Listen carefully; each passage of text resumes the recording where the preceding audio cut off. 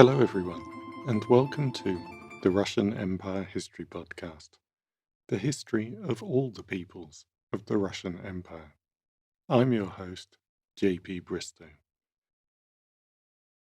This is Season 1, The Forest, the Steppe, and the Birth of the Russian Empire, and Episode 23, Before the Rus, Part 3, Scandinavians in the Northern Forest. A big thank you to my patron Curtis, who has been promoted from State Councillor to the Boyar tier. His generous support, and that of the other patrons and subscribers, helps me keep this podcast going. We've spent a lot of time on the steppe so far, and I'm sure that all of you are familiar with how geography and climate in that vast space affected the development of its inhabitants' lifestyles. Not to get all geographically determinist, but clearly where people live is going to have some kind of effect on them. After all, if you live on an island, you're probably going to go to sea. It was the conditions of the steppe that gave rise to nomadism. This mobility and the absence of clear boundaries certainly contributed to the development of the steppe empires as confederations controlling the spaces between sedentary civilizations, where power was derived from control of people, not land. The peoples that emerged from the northern forest were similarly affected by their environment, but in a different way. You might have picked up on this already, but here one determining factor were the rivers and lakes. Now, waterways are important everywhere, but in different ways. Beyond the basic requirement for drinking, water is needed for irrigation. It can provide water-driven power, which people began experimenting with thousands of years ago, whether paddle-driven mills or hydroelectric power stations. But rivers can also be the main thoroughfares, the means of transport linking everything together. How you think of rivers probably depends on where you're from. When I was a student in Russia, hanging out in a Russian friend's English class, one of the first things the textbook mentioned in its description of Britain was the strange fact that the rivers were not suitable for navigation, too small to sail anything bigger than a boat along. To the Russian mind, that was a highly noteworthy point, although it was something that would probably never occur to a British person asked to describe their country. Here on the South Island of New Zealand, our braided rivers shift course and change from a trickle to a fast-flowing torrent every time it rains, leading to the development of the jet boat, capable of handling the shallowest drafts. The dry beds between floods provided pathways through the dense woodlands of early New Zealand, but were never suitable for sailing. But in the great Eastern European plain, as in Russia today, transportation has always been seen as the key role of rivers. You've already heard about the Dnieper, Don, and Volga as great trading routes from north to south, where they met the great east-west trading routes of the Silk Roads. And they have a whole network of tributaries running all over the region, some big enough to form their own significant routes. The early inhabitants of the forest used small craft for fishing and rafts to move things. In winter, the frozen waterways became pathways to follow through the forest. The deciduous forests of northeastern Europe were filled with undergrowth, bushes, swamps, and dangerous animals. Of course, trails ran through them, and they were not completely impassable. People walked for centuries before they developed shipbuilding and sailing technology. But if you want to move 50 men and a few tons of goods, it's far easier to go by boat on the rivers. So, in the same way that control of pastures was more important for people of the steppes than control of their borders, for the people of the northern forest, control of the rivers and lakes was the key to power. The tale of bygone years introduces the tribes and peoples of the region by describing where they are relative to the great rivers.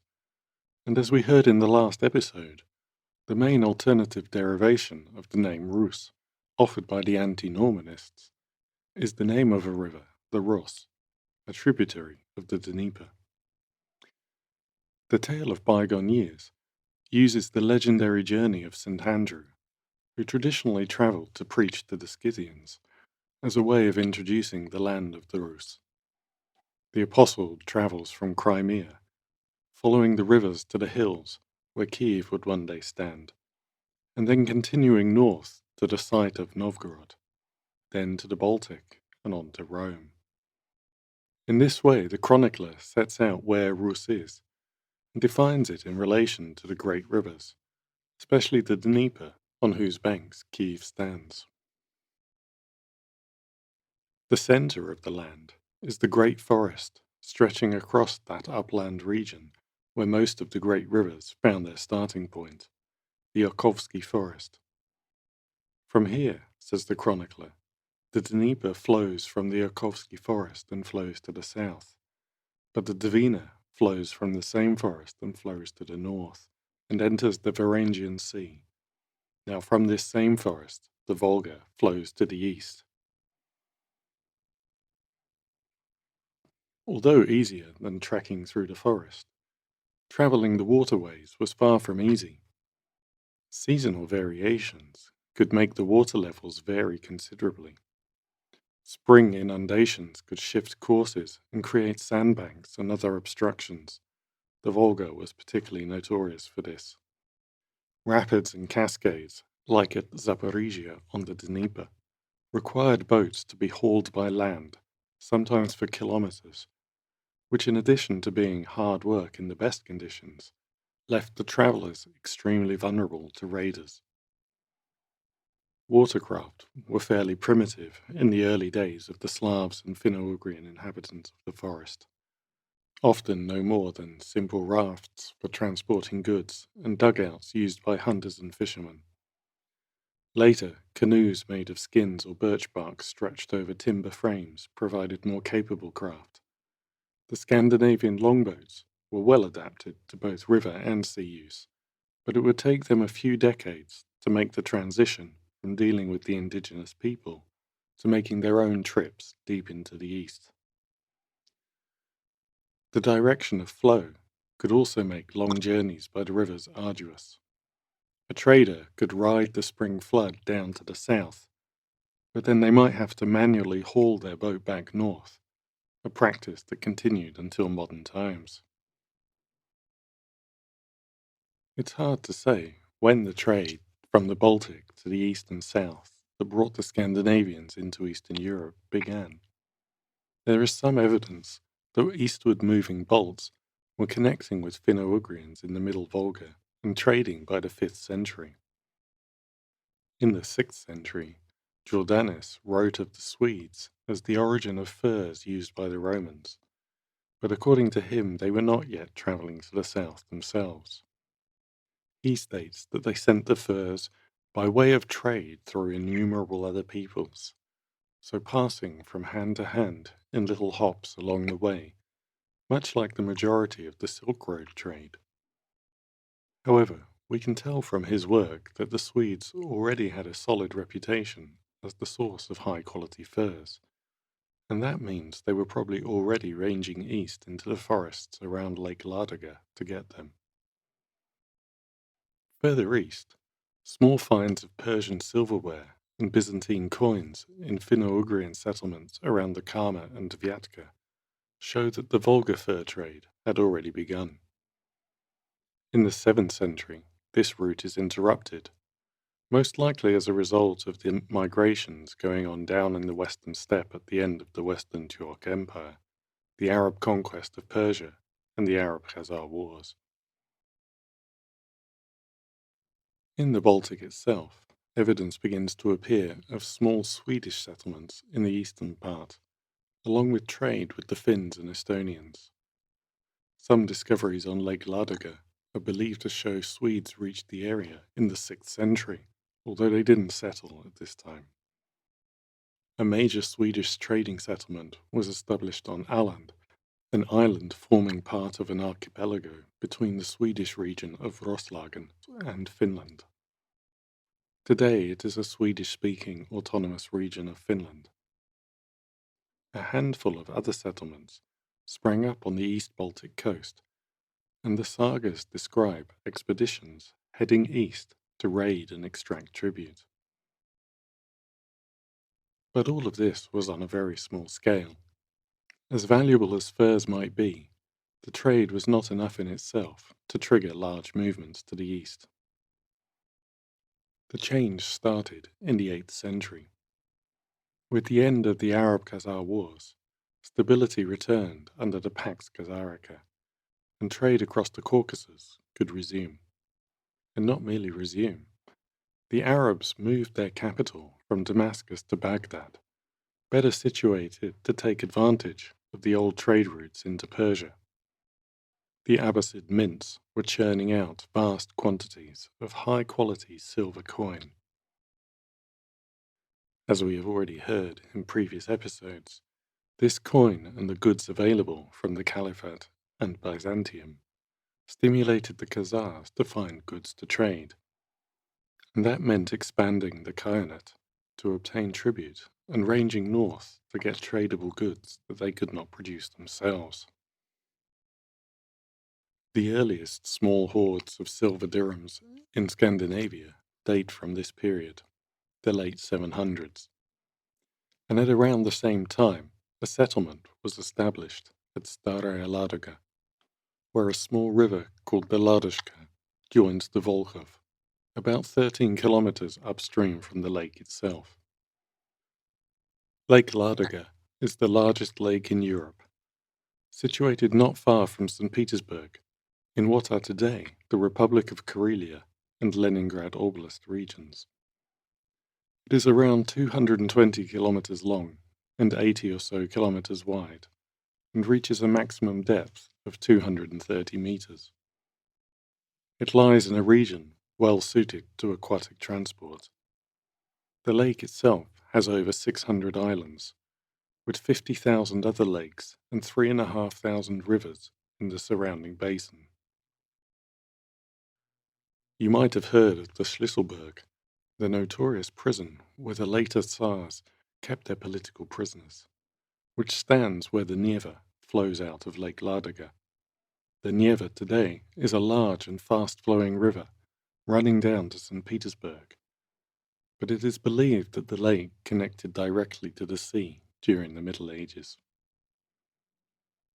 Finno-Ugrian groups were certainly present in the region when the settlement was built, but the local population was extremely sparse.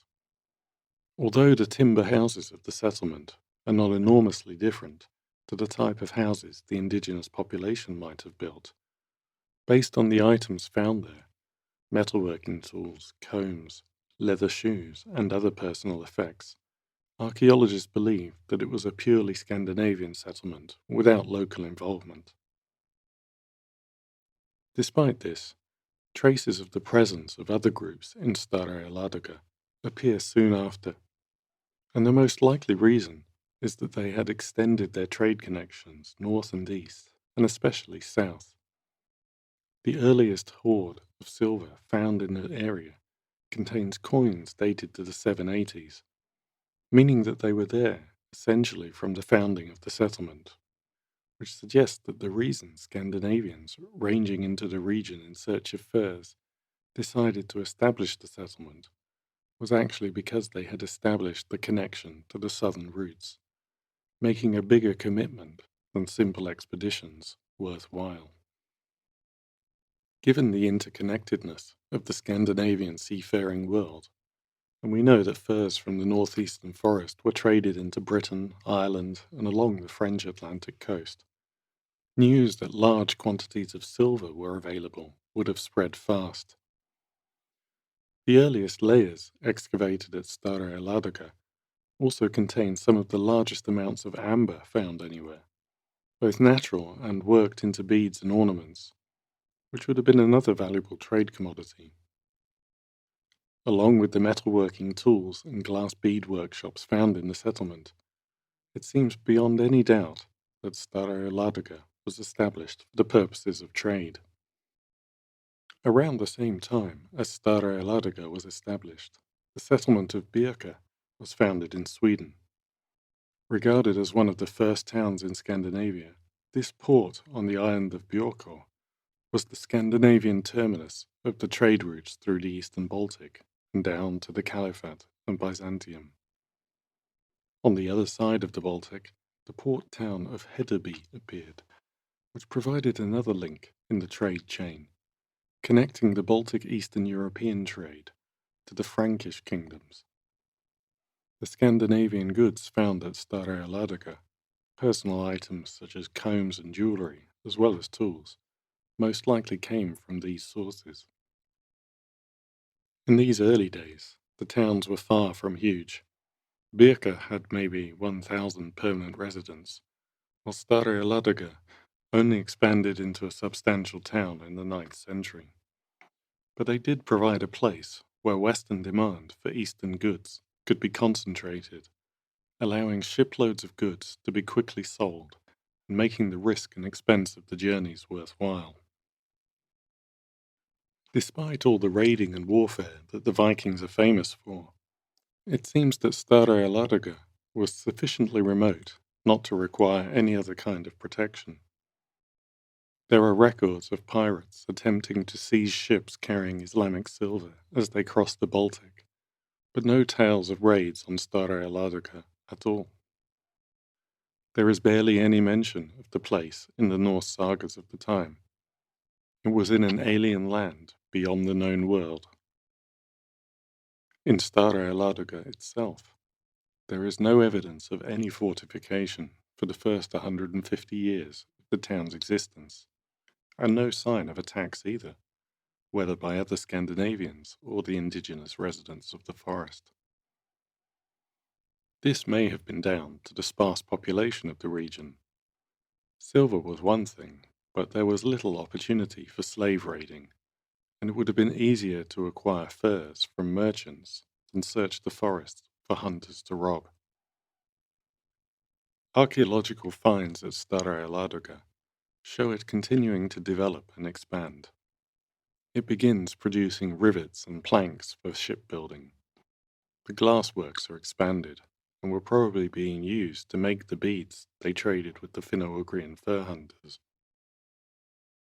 The best furs came from even more remote areas further north, where the cold encouraged thick growth. This drove the market. As the reputation of the town spread, hunters from further away were attracted to it, bringing in higher quality furs, which the Scandinavians could sell for higher prices, which stimulated demand, and so on. A slave market appeared, where slaves brought from Western Europe and Finland could be sold for silver dirhams and then carried south. The low concentration of population meant that force was not an effective means of acquiring wealth compared to this peaceful trade, so the Scandinavians would have had to attract their trading partners to come to them. As the trade grew, the Scandinavians would have ventured further into the interior, looking for more and better goods, and this was another factor that made Stare Lardiger unique. All the other Scandinavian settlements in the eastern Baltic were most definitely oriented towards the sea. They did not have the inland connection to the hinterland, whether by the river system or following the forest trails of local inhabitants. Within a generation of the foundation of Stare Lardiger, we find traces of Scandinavians on the Volga. One Finno-Ugrian settlement has been found at Lake Nero, a large, around 13 kilometers by 8 kilometers, but shallow, less than 4 meters deep, lake in what is now Yaroslavl Oblast. This settlement, known as Sarskoye Gorodische, or Sarsky Fort, was the main center of the Mer people we have heard referred to in the tale of bygone years, and was established sometime around the 6th century. Within a few years of Scandinavians arriving in Stare Lardiger, Scandinavian weapons and glass beads and silver dirhams appear in Sarski Fort. It's interesting that Sarski Fort is not on a river. Like other early Finno-Ugrian settlements in the region, it is on a large lake in a fertile plain, a populated island in the middle of the uninhabited forest. So it was founded for its proximity to resources rather than trade, and the Scandinavians would have to have reached it on foot rather than by boat. For Scandinavians travelling from Staraya Lardiger to the Volga, they would have had to go 50 kilometers out of their way to visit the fort. For this reason, archaeologists think that it had most likely already connected to the reviving southwards fur trade, meaning that the residents already had silver to attract the Scandinavians to trade. To begin with, the Scandinavians would have had limited goods to offer the Mer. They brought better weapons, but in the sparsely inhabited forest, the hunters were not waging war on any large scale. The glass beads were an attractive luxury, but not more than that. And although Scandinavian shipbuilding was more advanced, this may not have meant anything to the people of the interior at this time.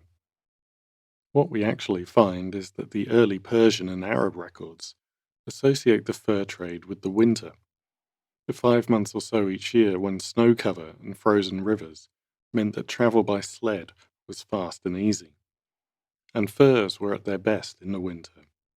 There's no strong evidence of considerable north-south river traffic until quite some time later. So the scenario would have been the Scandinavians latching on to the existing north-south trade rather than triggering it. There is evidence for them travelling to the Volga, Kliazma, and Orka, where Rus towns would later appear, but not south of that. But we already know that the Volga trade route came to prominence later. So if we look west, hordes of dirhams from this period are found on the Don and the Siversky Donets, aligning with a route through the Caucasus and Khazaria. Other finds also support this. Cornelian beads have been found in large numbers in Dagestan, and the same kind of beads are found in Birka and Staraya Ladoga. Beetle-shaped cornelian pendants are also found in Dagestan, Birka, and Staraya Ladoga. They may have originated further east, in Iran or India, but are extremely rare elsewhere, and therefore suggest a strong relationship between the Caucasus and the Baltic. Going the other way, lumps of amber found at sites on the Don match those found at Staraya Ladoga. So the general picture from this time is not a Scandinavian invasion of Eastern Europe. Instead, small trading groups of particularly daring and adventurous people in search of big profits followed a variety of routes to find furs and silver, loosely along major rivers, but not only there. This trade became important enough that small groups began to build settlements or join existing local populations. At this point, there is no evidence of Scandinavians travelling from north to south. They were most likely interacting with the people of the forest and extending their interface with the peoples of the steppe northwards. The Scandinavian settlements were few, small, and unfortified. There was little sign that their presence would become widespread and large-scale, and there was no need for complex social structures, certainly nothing like a proto-state or kingdom, to maintain these trading systems in place. But less than a century later, that had all changed. Muslim and Byzantine authors are writing about a new people, fearsome barbarian warriors who make remarkably long and arduous journeys through the river systems of Eastern Europe from the far north to the Caspian and the Black Sea. And by 860, just a couple of generations after the foundation of Staraya Ladoga, they were even capable of bringing an army of thousands to attack Constantinople itself. Join me next episode when the Rus finally arrive. Thank you to anyone leaving a review or sharing the podcast on your social media for helping us to grow. Each episode has an accompanying blog post where you can find maps, images of things we discuss, and sources. You can find them through the link in the show notes or on the website at therussianempirehistorypodcast.com. You can get in touch with me via the website, Twitter, or Facebook, or email to hello@therussianempirehistorypodcast.com. Don't forget to check out the resource page on the website for links to further reading and books of podcast guests. They're all books well worth your time, and buying off those links is another way to support the podcast. Thank you for listening. Until next time, goodbye.